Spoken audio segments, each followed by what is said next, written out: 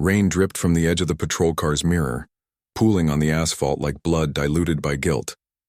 Marcus Cole stood motionless, palms flat against the cold metal hood, his military ID half soaked in the puddle below. The flashing red and blue lights painted his uniform jacket in chaos, honor drowned in humiliation. Officer Brent Harlow's voice sliced through the storm. "Don't move, boy." Marcus's jaw tightened. His breaths came steady, trained, decades of discipline fighting to cage the anger rising in his chest. Around them, bystanders filmed in silence, their phones capturing another loop of America's sickness. Harlow shoved him harder against the hood. "You think a fake badge gets you out of this?" Marcus's gaze flicked toward the ID card glinting beneath the rainlight. 4 stars, United States Army. The insignia that should have commanded respect now lay trampled under the officer's boot. Thunder rolled above them like an order unheeded.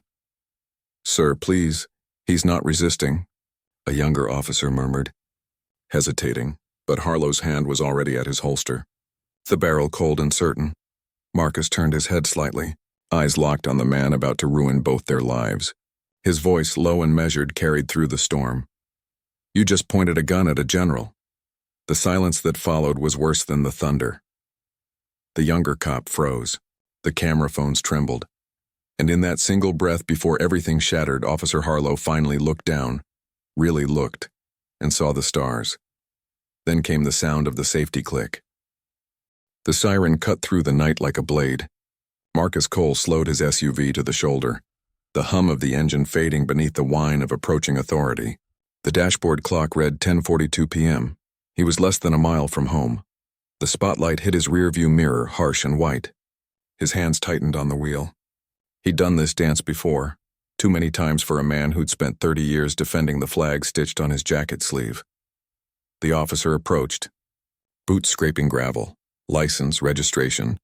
No greeting, no explanation. Marcus kept his tone level. "Evening, officer. May I ask the reason?" "Step out of the vehicle." The air outside was heavy with rain. Marcus obeyed, moving slow. He knew the choreography of suspicion. Any sudden gesture could rewrite his story in headlines by morning. "Where you headed?" "Home." "From where?" "Work." "What kind of work?" Marcus's pause drew a sneer.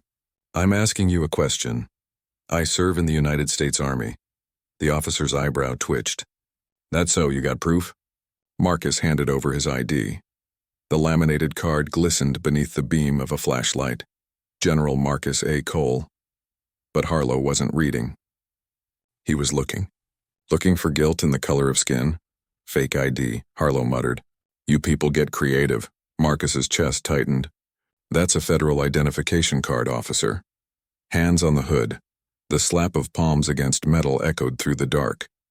Harlow's breath reeked of arrogance and cheap coffee. "You military types think you're above the law.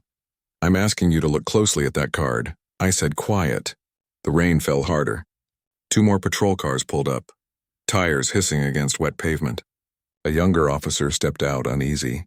"Sir, maybe we should back up only." "I got this." Marcus could feel the muzzle of power pressing against his back, not the gun, but the authority to rewrite reality. He'd seen this before in combat zones where men hid fear behind orders. A phone light glowed from across the street. Someone was recording. Harlow noticed and grinned. "Good. Let them watch what happens when someone resists." "I'm not resisting." "You're talking." Marcus turned his head slightly, voice calm. "You're making a mistake." "Am I?" Harlow pushed him harder onto the hood, metal vibrating beneath impact. "Tell me, General, what's next?" "You gonna pull rank on me?" Marcus's silence was heavier than any reply. Then thunder cracked, sharp and divine. The younger officer finally moved closer, eyes wide on the ID that had fallen to the ground, its corner glinting with 4 silver stars. "Sir, Brent." "Look," Harlow's jaw flexed. He picked it up, squinting. The smirk drained from his face. The rain muffled everything except one sound, the quiet snap of a gun safety being clicked off. Marcus's eyes met his, unblinking. "That's not a fake." And for one suspended breath, everything stopped. The video hit the internet before dawn. By sunrise, it was everywhere, grainy, rain-soaked, and unmistakable. The headline burned across every screen. Black man assaulted by police, turns out to be a 4-star general. Marcus Cole woke to the sound of his own humiliation on television. The anchor's voice was calm, professional, surgical in tone. Disturbing footage, questions of racial bias, pending departmental review. He muted the screen. Silence filled the room, heavier than the rain had been. His phone vibrated nonstop. Journalists, retired officers, politicians, strangers. Every call another reminder that his private dignity had become public property. He ignored them all. He sat on the edge of his bed staring at his uniform jacket draped over the chair. The silver stars on the shoulder gleamed faintly in the morning light, symbols that once meant protection, now turned into irony. At the precinct, chaos spread faster than apology. Officer Harlow's name was already leaking online. His captain stormed through the corridors barking into phones. What the hell was he thinking? No one answered. They didn't have to. Everyone knew what he was thinking. Harlow sat in the interrogation room staring at the wall, the image of the ID replaying in his head like a curse. Sweat gathered under his collar. The world outside was turning against him second by second. The door opened. Captain Reeves entered, slamming a folder on the table. "You're suspended, Brent. Pending investigation. Pending survival. You humiliated this department. I did my job." Reeves leaned in. "Your job isn't to start a civil war on camera." By noon, news vans lined Marcus's street. Reporters shouted questions over each other, chasing quotes, not truth. "General Cole, do you plan to sue? Do you forgive the officer? Are you calling this racial profiling?" He said nothing. A single Marine stood at his door, a young aide assigned by the Defense Department. "Sir, they're asking if you'll make a statement." Marcus shook his head. "No, not yet. But sir, the public will talk without me." "Let them." The aide hesitated, then saluted and left. Marcus turned off his phone and closed the curtains. Inside the newsroom, the footage looped endlessly. The shove, the rain, the moment of realization. Commentators debated tone and training, not humanity. "Tragic misunderstanding," one said. "Is race being overstated here?" Another countered. Only one voice cut through the noise, an anchor who whispered quietly, "If this can happen to a general, what happens to those without stars?" The question hung in the air unanswered. That night, Marcus sat alone in his study. The lamp cast a low circle of light across his desk, where the worn edges of his service medals caught a faint glint. He opened a drawer and took out a folded flag, the one given to him when his father, also a soldier, was buried. He laid it flat on the desk. His reflection shimmered in the glass frame of his commendations. The knock came soft but steady. His wife, Eleanor, stood in the doorway. "They're not going to leave us alone," she said. "I know, you should speak. You can control the story." "I don't want control," he murmured. "I want truth." She walked closer, her hand resting on his shoulder. "Then tell it." He stared at the flag again. "They won't hear it. Not from me. Not yet." At the precinct, Harlow sat alone in his car. His phone lit up, texts from friends, colleagues, family. Some told him to fight back. Others told him to disappear. He opened social media. His name was trending, his face on every thumbnail. He threw the phone onto the passenger seat, gripping the wheel until his knuckles whitened. "I did nothing wrong," he muttered aloud, though the words sounded hollow. Outside, a protest had already begun to gather near City Hall. Posters, chants, raincoats, faces angry, defiant, unified. "Justice for Marcus Cole." "Stop police racism." The chants grew louder, echoing through the streets like a heartbeat. Marcus stood at his window, watching the crowd from a distance. The sound was both comforting and painful. He hadn't asked for this war, but it had arrived anyway, born from silence and filmed by strangers. He whispered to the glass, not to anyone, not even to himself. "This isn't about me. It's about the uniform." The city lights reflected in his eyes, red, white, and blue, and for the first time, he didn't know which of those colors he still believed in. The city council chamber smelled faintly of polished wood and old compromise. Cameras lined the back wall, their red recording lights blinking like tiny, unblinking eyes. Reporters whispered, "Pens ready." At the long table in front sat General Marcus Cole, silent, immaculate in his pressed uniform. Across from him, the mayor, the police commissioner, and a cluster of legal advisors arranged their papers like shields. Mayor Larson spoke first. General Cole, before we begin, I want to personally apologize for the incident. The city, Marcus cut in, voice calm but sharp. The city didn't put a gun to my back, Mayor. An officer did. The room froze. Every head turned toward him. Larson cleared his throat. Yes, of course. But we represent that system and we are taking full responsibility. No, you're taking control of damage, Marcus said. His words weren't loud, but they landed heavy. You're managing optics, not accountability. Commissioner Dorsey leaned forward, forced patience in his tone. General, the department has placed Officer Harlow on administrative leave. An internal investigation is already internal, Marcus repeated. The same word used every time a camera catches injustice. How many times will internal mean invisible? The commissioner's jaw tightened. With respect, sir, we're doing everything by protocol. Protocol built this problem, Marcus replied. You can't fix rot by painting over it. Outside, protesters filled the steps of City Hall, their voices echoing through the stone corridors. Signs rose above the crowd. Justice for all. Systemic reform now. Every chant grew louder when Marcus's name was mentioned. Inside, the air vibrated with tension. A councilwoman younger than most finally spoke. General Cole, what would you have us do? Marcus looked up, his gaze unwavering. Acknowledge that this wasn't a mistake. It was a pattern. Train your officers to see citizens, not suspects. And stop defending men who weaponize authority. The mayor exhaled slowly. General, I understand your anger, but public sentiment is volatile. If you make a statement now, something measured, it could help us all. Marcus turned his head slightly, studying the man who had just said, help us all. You mean help you keep your seat? The silence afterward was absolute. The mayor's face stiffened into a diplomatic smile. This meeting is over. Marcus stood, buttoning his coat. No, this meeting is recorded. It just began. He walked out, the cameras catching every step. Larson cleared his throat. Yes, of course. But we represent that system and we are taking full responsibility. No, you're taking control of damage, Marcus said. His words weren't loud, but they landed heavy. You're managing optics, not accountability. Commissioner Dorsey leaned forward, forced patience in his tone. General, the department has placed Officer Harlow on administrative leave. An internal investigation is already internal, Marcus repeated. The same word used every time a camera catches injustice. How many times will internal mean invisible? The commissioner's jaw tightened. With respect, sir, we're doing everything by protocol. Protocol built this problem, Marcus replied. You can't fix rot by painting over it.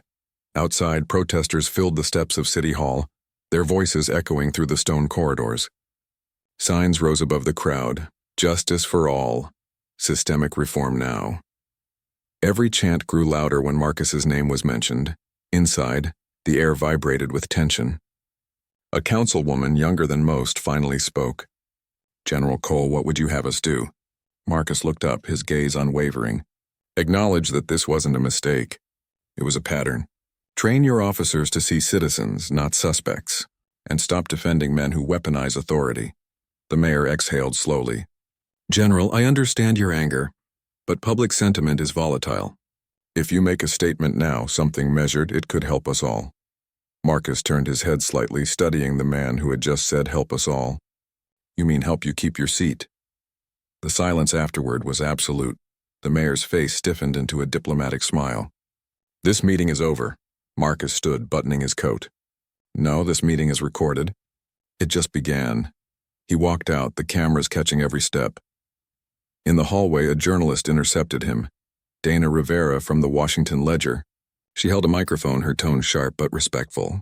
General Cole, do you believe justice is possible here? He met her eyes. Justice isn't an event. It's a culture, and this culture's been sick for a long time. Will you testify if charges are filed? When the truth demands it, I will. She nodded, recording every word.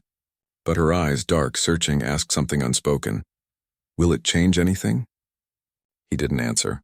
He just walked past her, his silence speaking louder than any statement. That evening, in a dim office across town, Officer Harlow sat with his union representative. Papers spread before him. Statements, press drafts, legal prep. You'll read this exactly as written, the rep instructed. Apologize, show remorse, avoid specifics. I'm not apologizing for doing my job, Harlow snapped. It's not about guilt. It's about optics. The department's drowning. They need a face for contrition. Harlow leaned back, voice bitter. So I take the fall and the rest keep pretending it's not a pattern. The rep hesitated. That's not your concern. It is now, Harlow said quietly. Because I'm the pattern this time. Late that night, Marcus sat in his home office reviewing letters, emails from veterans, strangers, citizens who'd watched the footage. Some offered prayers. Others demanded vengeance. He read them all. Then he deleted every message. Eleanor entered, carrying tea. You can't fight everyone, Marcus. I'm not fighting everyone, he said. Just the silence. She sat beside him, placing the cup down. Then make them listen. He looked out the window, the reflection of city lights glowing on the glass. They already are. They just don't know what they're hearing yet. The television flickered in the background. A headline scrolled.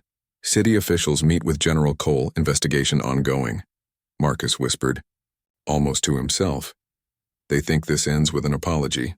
Outside, the distant chants of protesters answered him, louder now, angrier, unstoppable, and beneath that noise, somewhere in the night, Officer Harlow watched the same news feed, his face pale under the glow of the screen, realizing the world had shifted against him.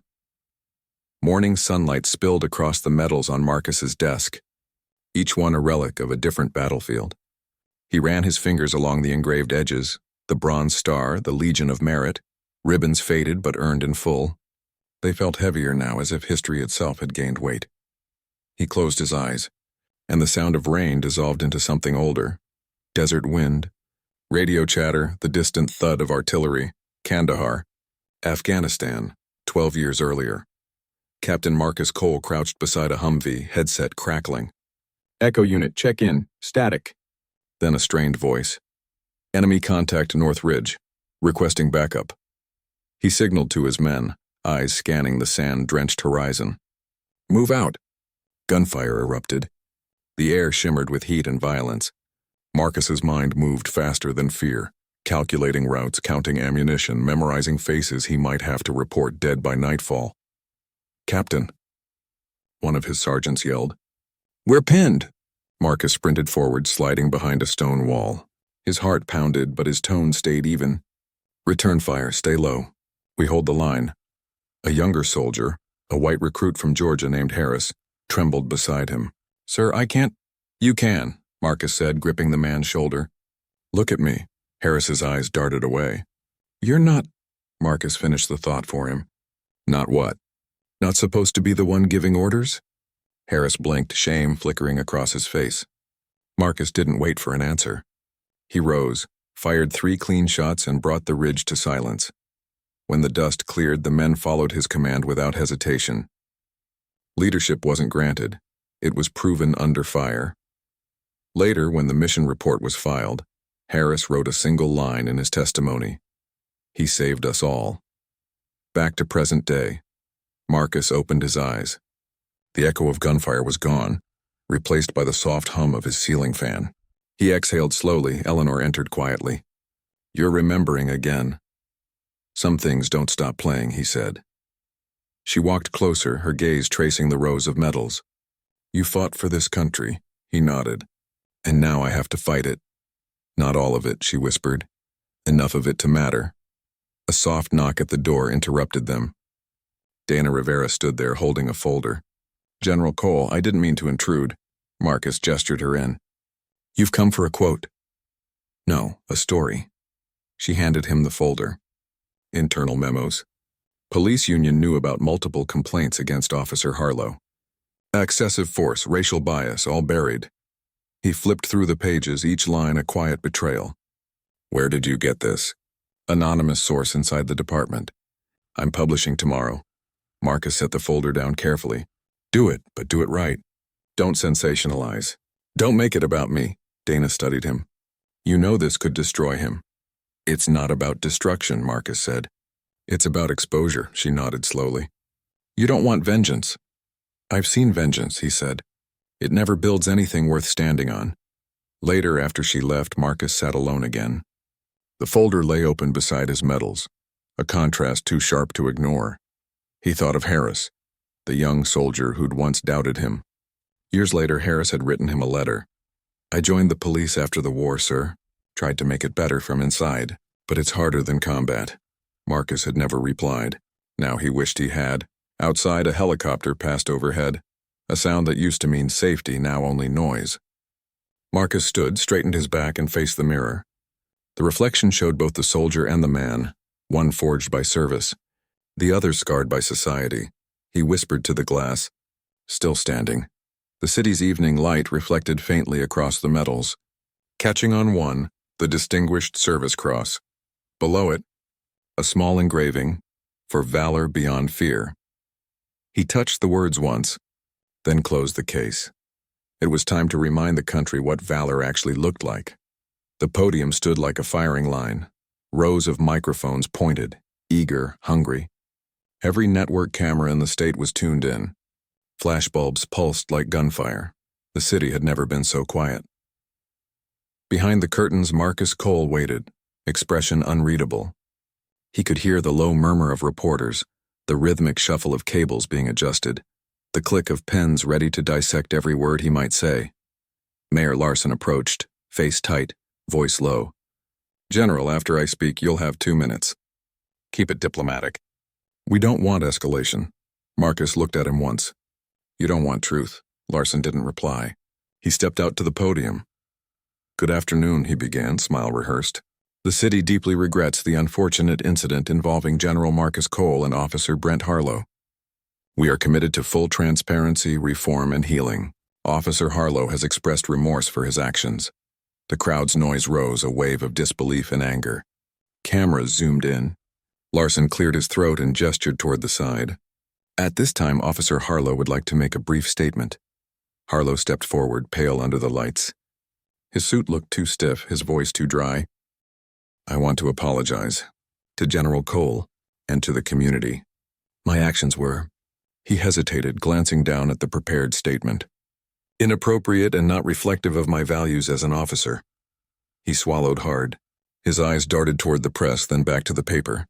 "I ask for understanding as I—" Marcus stepped onto the stage. The murmurs stopped. He took no notes, no script. He stood tall, the same way he had before troops and foreign dignitaries. But this time the war zone was home. His voice was steady. "Understanding comes after accountability." The cameras clicked. Larson's face stiffened. Marcus continued, eyes on Harlow. "You didn't mistake me for a threat because of training. You did it because of comfort, because power teaches men like you that fear wears a color." A ripple of shock moved through the crowd. Harlow's jaw tightened, but he said nothing. Marcus turned toward the audience. "I've served this nation for 30 years. I've saluted commanders who never saw me as equal. I've buried soldiers who believed freedom was a promise, not a performance. But last week I learned that even 4 stars don't shield you from suspicion." He paused, gaze sweeping the room. "I am not here for revenge. I am here because silence is complicity, and I refuse to be complicit anymore." Reporters leaned forward, pens scratching furiously. Marcus lowered his tone, deliberate, precise. "This is not about one officer. It is about a system that protects him, a culture that feeds him, and a city that apologizes only when caught." Larson tried to step forward, hand raised, but Marcus continued without looking at him. "You want healing? Stop demanding calm from the wounded. Start demanding truth from the comfortable." For a long moment, no one spoke. The weight of his words filled the hall. Even the cameras seemed to hold their breath. Then Marcus stepped back from the microphone. "That's all." He turned and walked off stage. The explosion of noise behind him was immediate. Questions, shouts, flashes. Harlow stood frozen, eyes burning. Larson muttered something to an aide. The reporters chased the sound of Marcus's retreating footsteps, calling his name like a headline. Outside, the protest crowd roared. Thousands now, their chants blending into a single thunderous voice. "We see you. We hear you. No more." The chant followed Marcus all the way to his car. Donna Rivera waited there, recorder in hand. "That was more than a statement, General. That was a declaration." He looked past her, toward the city's skyline flickering in the dusk. "Declarations mean nothing without consequence." "You just gave the country one," she said quietly. "They'll remember this speech." Marcus opened the car door, the reflection of red and blue lights flashing across his face. Let's hope they remember the reason for it. He got in and shut the door. Inside the press room, chaos unraveled. Larson shouted orders to his aides. Draft a response. Emphasize unity. Keep him from sounding like an enemy of the city. But the cameras had already moved on, zoomed in on Harlow's silent, Farsian reporter's question cut through the noise. Officer Harlow, do you feel remorse? Harlow hesitated, breathing shallow. I did what I was trained to do. The crowd gasped. Someone shouted, that's the problem. The feed went live across every channel. Within minutes, the clip went viral again. Another kind of exposure. One that couldn't be managed by PR teams or carefully worded apologies. That night, Marcus sat with Eleanor on the porch. The city's hum distant but restless. You didn't read from a script, she said softly. I've spent a lifetime following scripts, he replied. It's time I wrote one. She looked at him with quiet pride. You just did. He stared out into the dark. The sound of the crowd still echoed faintly in the wind. They'll come for me next, he said. She reached for his hand. Let them. You faced worse. He nodded once, slow and certain. This time, the battlefield speaks English. The city didn't sleep that night. The press conference replayed on every channel. Marcus's speech clipped, dissected, remixed into viral sound bites and headlines that burned across screens. General Cole slams police culture. A new voice of accountability. Hero or rebel? Every network framed it differently. Every anchor had an opinion. Some called him courageous. Others, reckless. But beneath the noise, something deeper was moving. At precinct headquarters, Captain Rourke stood in front of his team. His tone was sharp, his posture defensive. This department doesn't answer to viral trends, he said. We answer to order. General Cole can make speeches all he wants, but if he steps on our authority, we will remind him who enforces the law. Several officers nodded, some reluctantly. Others shifted uncomfortably. A rookie in the back whispered, he was the victim, though, wasn't he? Rourke's glare cut across the room. He was out of uniform. He escalated the situation by refusing an order. Don't twist it. Silence. But even as he spoke, Rourke could feel it. The division among his own men. The hierarchy that once held everything in place was starting to crack. Across town, Dana Rivera sat in her newsroom, surrounded by the hum of deadlines and debate. Her editor paced behind her. Dana, we need another follow-up. The public wants details. Who trained Harlow, how often this happens, why the mayor's team hid the initial report. I'm already on it, Dana said, her eyes scanning a file. But this story isn't just about the officer. It's about the pattern. Her editor raised an eyebrow. Patterns don't trend. Outrage does. Dana didn't look up. Then I'll make the pattern outrage. Marcus, meanwhile, had spent the morning at the Veterans Center. Reporters swarmed outside, but inside was quiet. Just the faint hum of air conditioning and the low murmur of old soldiers playing dominoes. One of them, a frail man named Carter, looked up when Marcus entered. General Cole, he said, smiling faintly. Heard you gave him hell on TV. Marcus chuckled softly. Didn't mean to. That's the best kind, Carter said. The truth that ain't rehearsed. Marcus sat beside him. How many times have we fought for a flag that doesn't fight for us? Carter leaned back, exhaling. Too many. But maybe now someone's making him listen. Marcus looked away, thoughtful. They're listening, Carter, but not all of them like what they hear. That evening, his phone buzzed. A restricted number. He hesitated, then answered. Cole, a calm, calculated voice replied. General, this is Deputy Director Sloan from Internal Affairs. We'd like to meet. Marcus frowned. About what? About your public remarks, and about certain information that's recently surfaced regarding your service record. Marcus's tone cooled. My record is clean. Then you won't mind clarifying a few things. Tomorrow, 0900 hours. Our office. The line went dead. Marcus stared at the phone for a long time before setting it down. He knew that tone. It wasn't a request. It was a warning. Later in the kitchen, Eleanor poured coffee as Marcus stood by the window, silent. They're coming after you, aren't they? She asked. He didn't answer immediately. When power can't silence truth, it smears it, she sighed, setting the mug on the counter. Then we'll need to be ready, he smiled faintly. You've always been ready. I married a soldier, she replied. Fighting is part of the vows.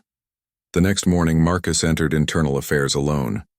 The walls were bare, the air cold. Sloan, a gray-haired man in a precise suit, waited at the end of a long table. "General Cole," he greeted. "Please sit," Marcus did. Sloan opened a folder. "You've been quite vocal lately." "Admirable but risky. You understand the consequences of public dissent?" Marcus's gaze was steady. "I understand the consequences of silence better." Sloan smiled thinly. "Then perhaps you'll understand this. There's an open inquiry into your last deployment in Kandahar. Questions about an unauthorized operation. Civilian casualties." Marcus's jaw tightened. "That report was cleared by Central Command. Yet the footage we've obtained suggests otherwise."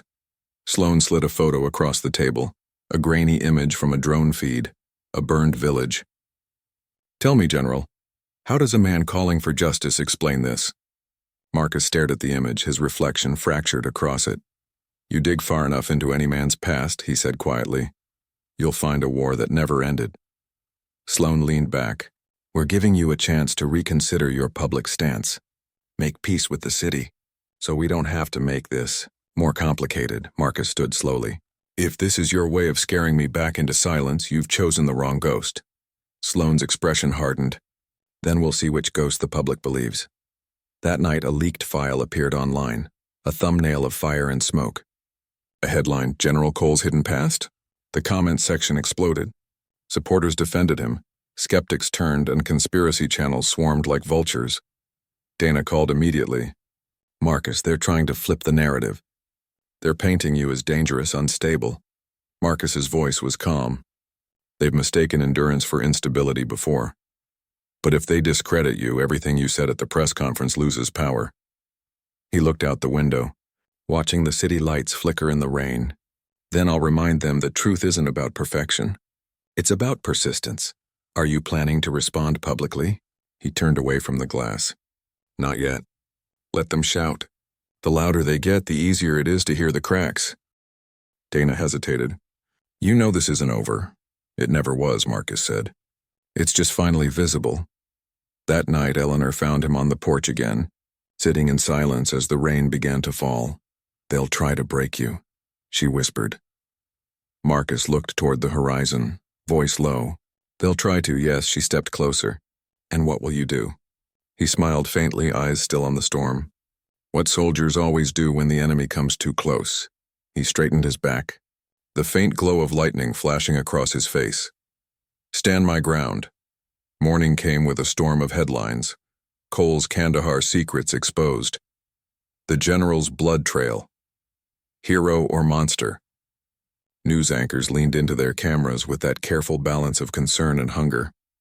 Every network had its exclusive source.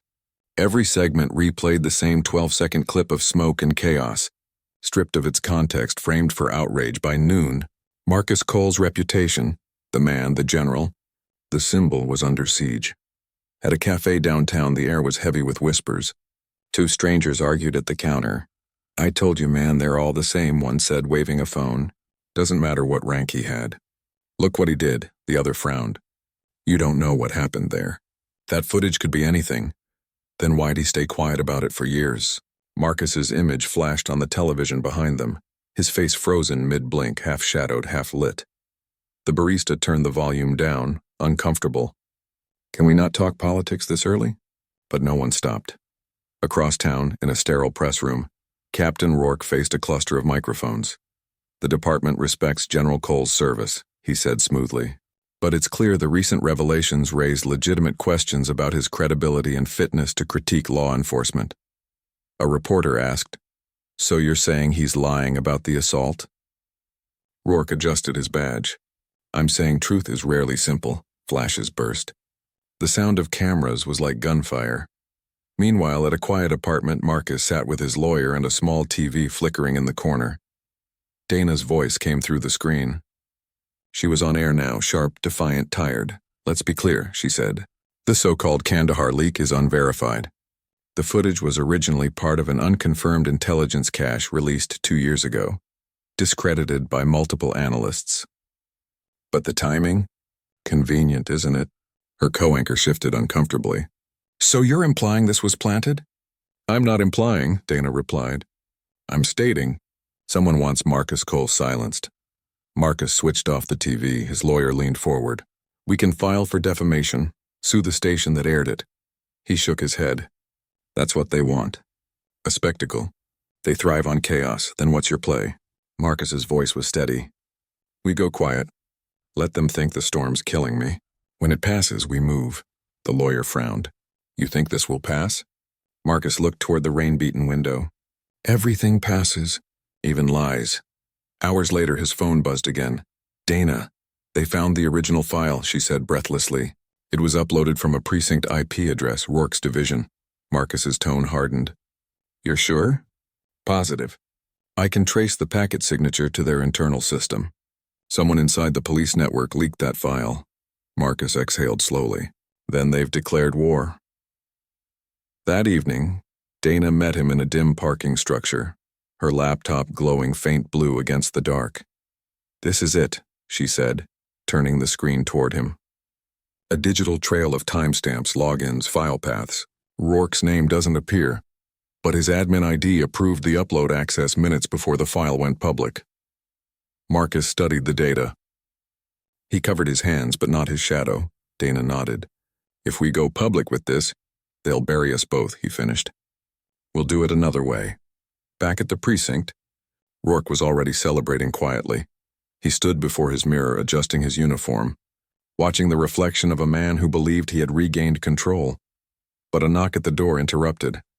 His aide stepped in. Sir, the mayor's office called. They want a full report on the data breach. Rourke stiffened. What breach? The aide hesitated. They're saying the source of the Kandahar footage points back here. Rourke's eyes darkened. That's impossible. The aide swallowed. Sir, the general's not talking, but the press knows something, and Internal Affairs has requested access to your terminal. For a long moment, the captain said nothing. Then, no one touches my system, not without a warrant. Meanwhile, Marcus and Dana sat in silence at his kitchen table. Dana closed her laptop. We could leak this to an independent outlet. Someone with reach. No, Marcus said. We don't leak what's true. We verify it. We let them expose themselves. How? By pushing harder publicly, Dana frowned. You'll make yourself a target again. Marcus met her gaze. I already am. He stood, the faintest trace of exhaustion under his eyes, but also something steadier, colder. They think this is about reputation. It's not. It's about rot. And the only way to show it is to cut deep enough for everyone to smell it. Later that night, Rourke opened his laptop. A new email blinked in his inbox. No sender, no subject, just a single attachment. He clicked. A video played. Security footage from the night of the assault. The convenience store. His voice yelling, his hand shoving Marcus to the ground. The others laughing. Then a line of text appeared over the footage. Justice doesn't leak, it returns. Rourke's face drained of color. He slammed the laptop shut. Heart hammering, outside thunder cracked against the sky. For the first time, Captain Rourke understood the difference between power and exposure, and the storm was far from over. Dawn broke heavy and gray over the city. The kind of light that doesn't promise peace and only exposure. By the time Captain Rourke stepped into the precinct, whispers were already waiting for him. Internal Affairs is here. They've locked the main terminal. They're saying the breach came from command level. Rourke moved fast, pretending calm. His badge caught the hallway's harsh fluorescent glare. Too bright, too unforgiving. Morning, Captain, one officer said, eyes avoiding his. Rourke only grunted. He could feel the walls closing, the unspoken knowledge that everyone had seen something. Maybe not enough to convict, but enough to suspect. At his desk, his computer was gone. Replaced with a note. CIA, Confa Room 3. Marcus stood in his living room watching the morning broadcast. Dana's segment was running again, this time with new evidence. Last night, she said, her tone clipped, controlled. Anonymous footage was sent to multiple media outlets.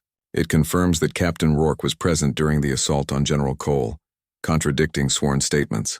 The footage rolled. No commentary. Just raw sound. Rourke's voice shouting, the sickening thud of a fall, the camera shaking as bystanders looked away. Marcus didn't blink. He didn't speak. Eleanor entered quietly, holding her coffee. "It's over," she said. "No," Marcus murmured. "It's beginning." At the precinct, chaos had formed. Officers were divided. Some angry, some silent, some relieved that truth had finally crawled out of the dark. Internal affairs moved through the halls like surgeons. Rourke sat across from Sloane, who now held the upper hand. "You understand the severity of this, Captain?" Sloane asked evenly. "False reporting. Tampering with digital evidence. Abuse of authority. The file leak was your attempt at deflection." Rourke's jaw locked. "He set me up. You think a man like Cole doesn't have influence?" Sloane's voice didn't waver. "The only person who incriminated you was yourself. You tried to rewrite reality. The system just remembered what you erased." Rourke leaned forward. "I served this city for 22 years and destroyed its trust in 2 minutes," Sloane said. "Badge now." The captain stared at him, unmoving. For a moment, pride kept him frozen, the kind of pride that had shielded him all his life. But then finally the sound of metal against wood. The badge landed with a dull final thud. That evening, the mayor's press conference was broadcast live. "The city of Columbia formally acknowledges General Marcus Cole," she said carefully, "and issues a public apology for the unlawful assault and the subsequent defamation campaign against his character." Behind her, an American flag hung limp in the stale indoor air. "To our law enforcement officers," she continued, "this moment is a reckoning, a reminder that authority without accountability is tyranny." Outside, reporters crowded the courthouse steps. Dana stood among them, microphone in hand, as Marcus arrived. Flashes exploded. Questions ricocheted through the air. "General Cole, do you forgive the officer? What's next for you? Are you planning legal action?" Marcus stopped at the top of the stairs, the weight of silence falling over the crowd. He looked out over them, the cameras, the spectators, the system that had turned him into a spectacle. "I didn't fight for vengeance," he said slowly. "I fought for recognition. For every person whose truth was buried under someone else's version of events." His voice was even, but his hands trembled slightly, not from fear, but the exhaustion of endurance. "When power apologizes," he continued, "it doesn't erase the harm. It only proves it happened." He paused. "I accept their apology. But forgiveness takes time. Maybe generations." The crowd was silent. Then softly he added, "What I want isn't revenge. It's reform." And with that he turned and walked back down the steps.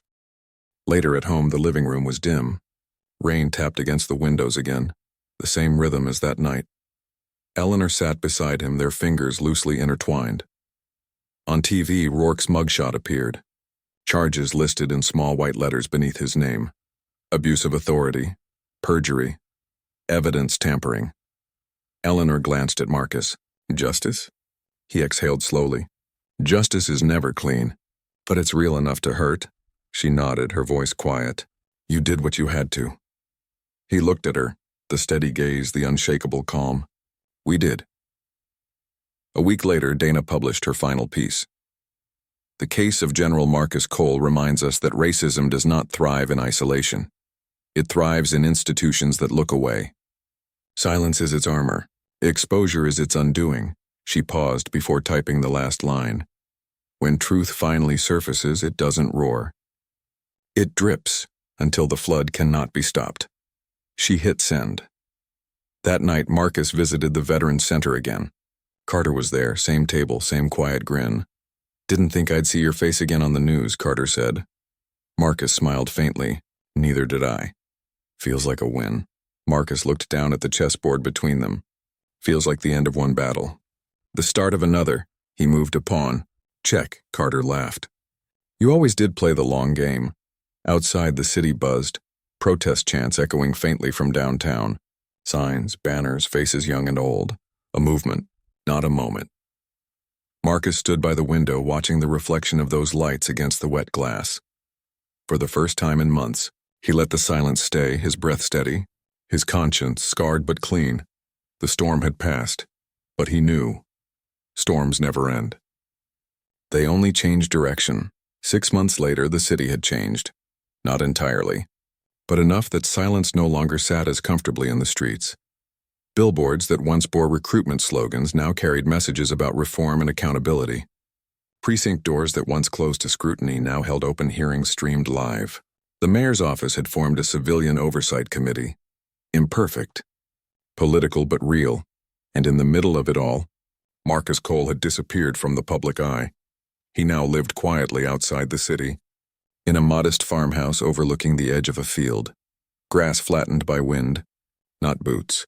Each morning began the same way: coffee, sunrise, stillness. Then a long walk down the dirt road that cut through the mist. He still wore his old service jacket, not for pride, but for reminder, a reminder that titles fade, but responsibility doesn't. On a mild spring afternoon, Dana Rivera drove up the gravel path. She stepped out holding a small recorder and a manila folder. "General," she greeted, smiling slightly. He returned the nod. "Just Marcus now." They sat on the porch, the air calm except for distant birds and the creak of old wood. "I promised I'd only bother you once more," Dana said, setting the recorder down. "For the closing piece." "You already wrote your ending," he replied. "I wrote the public one." "Not yours," Marcus leaned back. "Mine's quiet. Doesn't sell.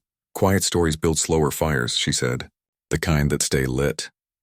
He studied her for a moment, then gestured toward the recorder. "Ask." Dana clicked it on. 6 months since Rourke's conviction. "Do you think justice was served?" Marcus shook his head. "Justice isn't a sentence, it's a shift. The fact that people are even asking the question, that's the start of it." She nodded, jotting notes. "And you?" "How are you adjusting?" He chuckled softly. "I'm learning to breathe again without expecting someone to take it from me." Dana's gaze softened. "You sound tired." "I am," he said, "but it's a good tired. The kind that comes after carrying something too heavy for too long." She hesitated, then asked quietly, "Do you ever regret fighting back publicly?" Marcus looked out at the open field. "No, I regret that it had to happen at all. That dignity has to be fought for like territory." A pause stretched between them. Not awkward, just full. Then Dana said, "The department's been restructured. New leadership, new training programs. They're even using your name in ethics seminars." Marcus gave a faint, ironic smile. "That's their way of burying guilt, framing the wound as progress." Dana laughed softly. "You're not wrong," he turned to her. "But maybe that's how change works. Not with apologies or parades, just small corrections one after another, until they add up to something unrecognizable." Dana's recorder caught every word. Every pause, he didn't speak like a man angry anymore. He spoke like one who had outlasted anger. As she packed up, Dana handed him the manila folder. "This came through a whistleblower line last week. Documents from Rourke's internal log. It proves the leak was premeditated months before your assault. A coordinated campaign." Marcus frowned. "You're giving this to me?" "I already made copies," she said. "I thought you should see the truth. The whole of it." He opened the folder, scanning the first page. Names, signatures, approval chains. He closed it after a moment. "Truth doesn't belong to me anymore," he said quietly. "You do what you need to." Dana studied him, then nodded. "You really are done fighting, aren't you?" Marcus looked toward the horizon, where sunlight broke through cloud edges. "Not done. Just fighting different battles now." Later, after she left, he stood by the fence line, watching the road disappear into the distance. He thought about all the noise that had once consumed his life. The flashbulbs, the press, the fury, and how easily the world had moved on once the spectacle ended.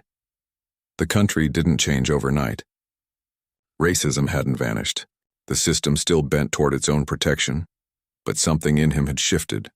Not peace, but perspective. He finally understood that survival wasn't about erasing scars. It was about teaching others to see them. That evening, he attended a small memorial event at the Veterans Center. Carter was there again, seated in his usual corner. "You made the news again," Carter said, smiling. "They're calling you the man who made the badge blink." Marcus laughed quietly. "I'll take it." Carter leaned forward. "You ever think you'd live to see something like this? Whole precincts being investigated? Reporters quoting your name like scripture?" Marcus shook his head. "No, I just hope to see a day when the truth wasn't afraid to wear a uniform." Carter raised his cup. "To that," Marcus clinked his glass. "To that." When he got home, the sun had gone.